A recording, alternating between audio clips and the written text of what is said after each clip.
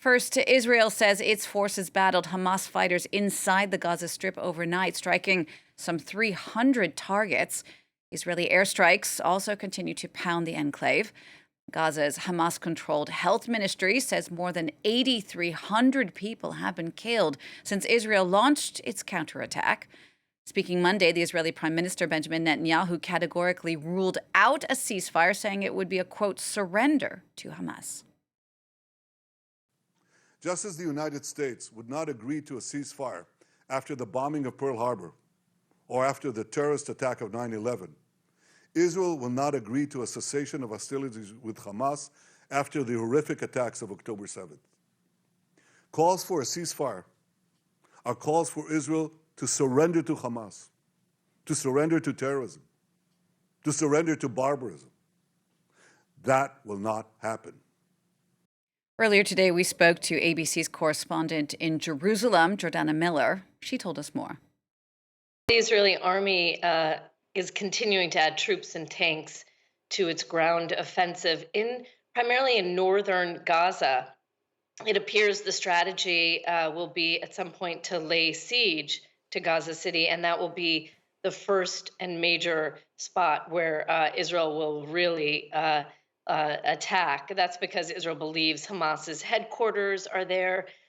Excuse me, that many of its militants may be hiding in the tunnels there below. So it appears that yesterday, even from one of the local journalists there, we saw tanks temporarily, at least, holding part of the Salahdin Highway, which runs from north to south through the Gaza Strip. For now, Netanyahu is all in, and it has to say that the country is as well. This has been a kind of watershed moment for Israel, where not only the people but the leaders have realized that there is no negotiating with Hamas. They will not moderate their position. These are not people who were ever around the peace table, who will ever accept that Israel is here for good, that Jews have also a right to this land.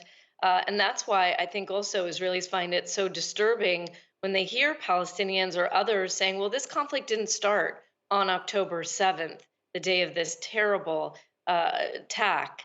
That's true, it didn't start then, but Hamas was never one of the parties trying to negotiate with Israel, and they were never part of Oslo, etc. So this is a kind of extreme element that simply has to be pushed away from Israel's borders. And it seems that Netanyahu, who's very war-averse, is finally decided that this is the moment, even if it takes months, that Israel is going to try to push Hamas and their power base, their leaders, destroy their military assets and get them off Israel's borders.